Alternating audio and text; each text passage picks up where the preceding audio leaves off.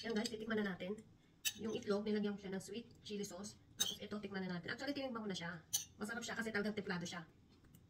Lagyan natin ng fried egg. Promise masarap.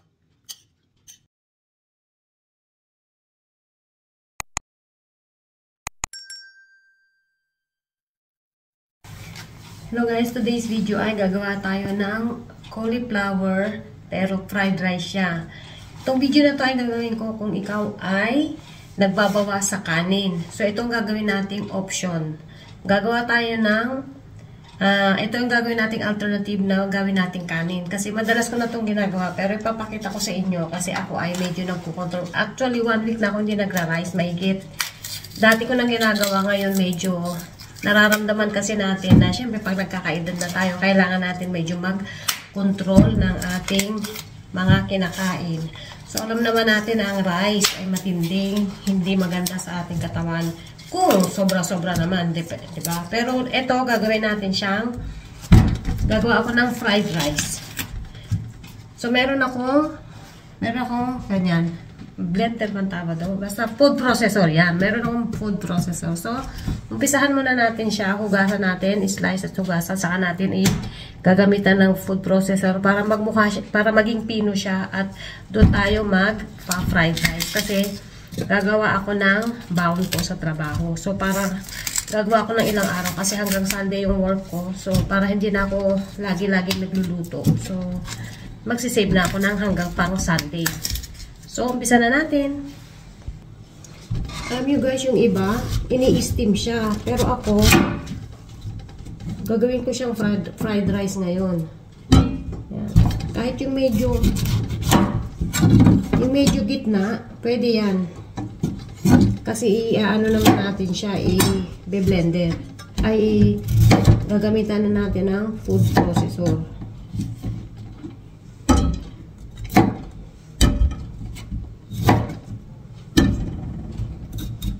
Masarap to kasi lalo tayo na nagbabawas tayo ng timbang, hindi na tayo bumabata.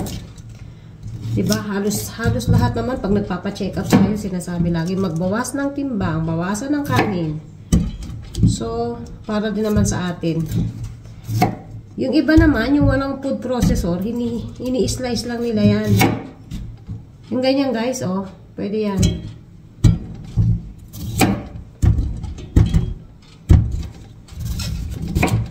Tapos kung wala ka namang food processor, i-slice mo lang ng pino, maganda rin 'yon. Or kung tinatamad ka naman, mag-steam ka na lang. 'Di ba? Hindi naman lahat sa bahay nyo ayaw ng kanin. So pwede mo siyang iibabaw sa kanin. 'Di ba? Pa-fried rice natin 'yan. Ayan guys, yung mga ganyan. Ihalo ko 'yan. Nahugasan ko na. I-ano natin siya. Gagamitan natin siya nito. Lagyan ko. Blender ako ng blender. Food processor. Ayan.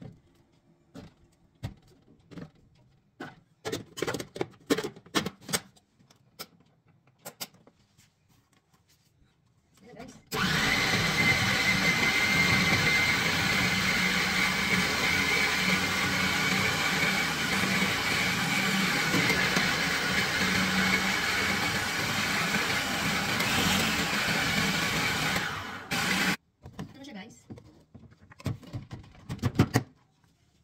Pino. Tuloy lang natin.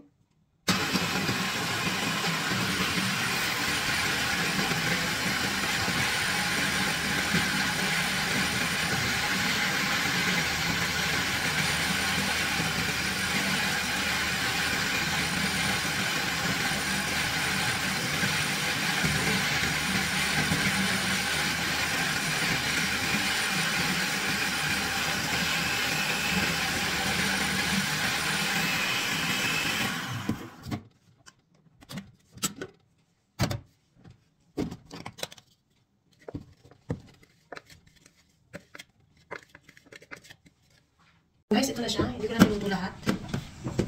So, nag-umpisa na natin. Nagpainit na ako. Lagyan natin mantika. Guys, magpakulo muna. Magprito muna ako ng itlog muna. At saka, crispy kayo siya. Ayan. Yan ilalagay ko sa aking baon.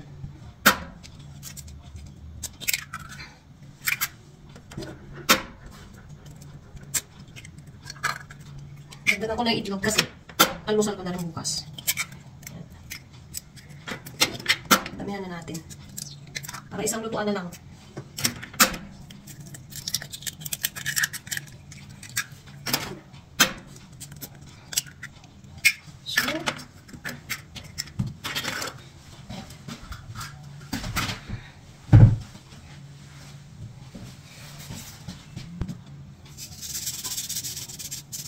Ilang asin.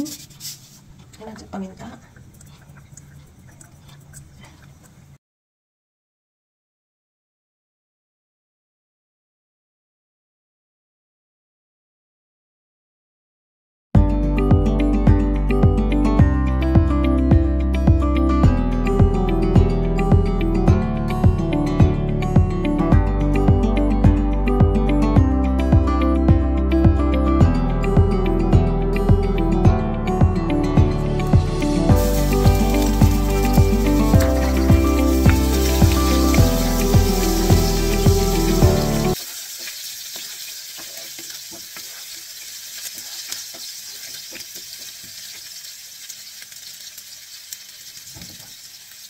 Lagyan ko siya ng pork kuya para medyo may kulay.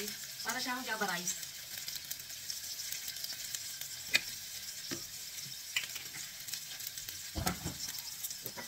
Asin.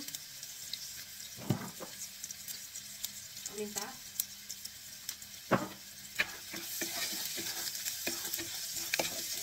Bango. Oyster.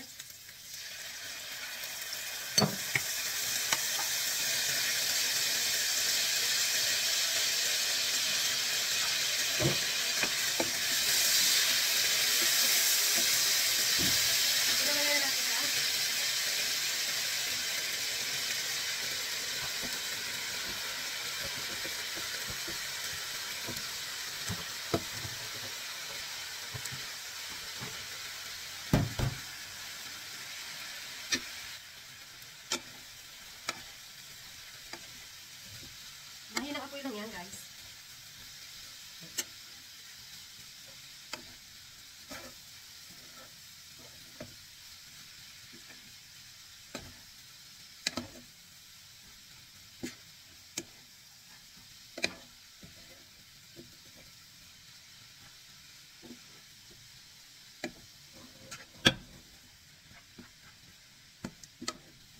Yung iba, guys, nilalagyan siya ng, yung alam niyo yung fried rice talaga ng mga gulay, yung may mais, may green peas.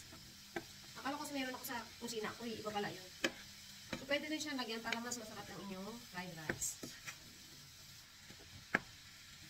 Para ka lang nagsaing din. Madali lang maluto to kasi, ino naman siya. So, hintayin natin siya ng mga ilang minuto. So, ayan guys, luto na siya. Napakabango niya. Ayan. Kung lagyan nyo lang siya ng ibang gulay sa ibabaw, di parang java rice na siya talaga. Yung dilaw, pwede siyang gourmeya or curry powder para lang pang kulay. So, umpisa na natin gumawa ng aking 1 week or 4 days na baon. Bali, ito muna, pansamantala yung aking gagawin ngayon sa itong 4 na araw na trabaho ko. Ito, tapos magbabaon na lang ako ng salad sa trabaho. Pinaka-balance. Bali, 1 cup.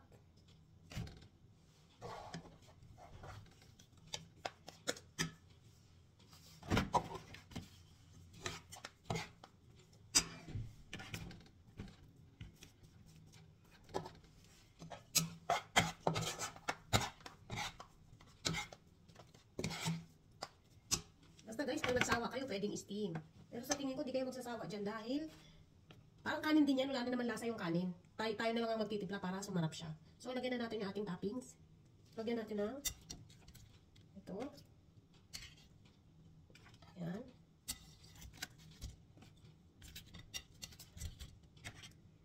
Tapos dalawa. Ay, naputol. At saka so, yan na siya guys. Ayan na ang aking baon for this week. Ayan. Napakasarap niya guys. Tinikman ko na siya. Ayan.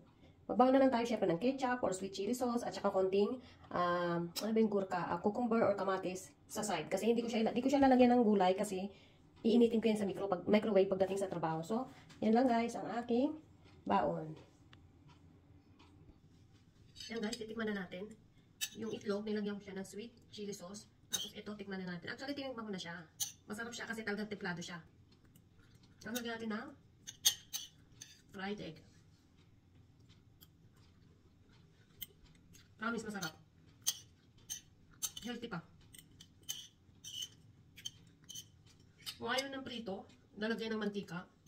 Talagang mantikang ginamit ko naman is ano dyan, hindi rin siya masyadong madaming mantika. Rapsol yan yung ginamit ko. So, medyo healthy din siya. Lagyan nyo ng ano, or i-steam nyo. Yun din, maganda rin yun. So, yun lang guys. Wow. Katulad na natab ko nung una. Ang kanin, wala naman talaga din lasa, diba? Masasanay ka din dito. Kasi, sa mga, aminin natin pag nag-i-edad na, diba? Minsan nagkukontrol tayo sa kanin kasi sa timbang. Or ano. Ako yung umabot ako ng 60. Hanggang ano lang ako. Kaya, mahirap na kasi. Kailangan natin mag-control. So, yun lang guys. Next time, magbibigay naman ako ng ibang recipe din about broccoli. Ako ng broccoli, cauliflower. So, thank you mga kakubo o mga ibang nagsusupport sa akin. Salamat po and God bless. Thank you. Bye-bye.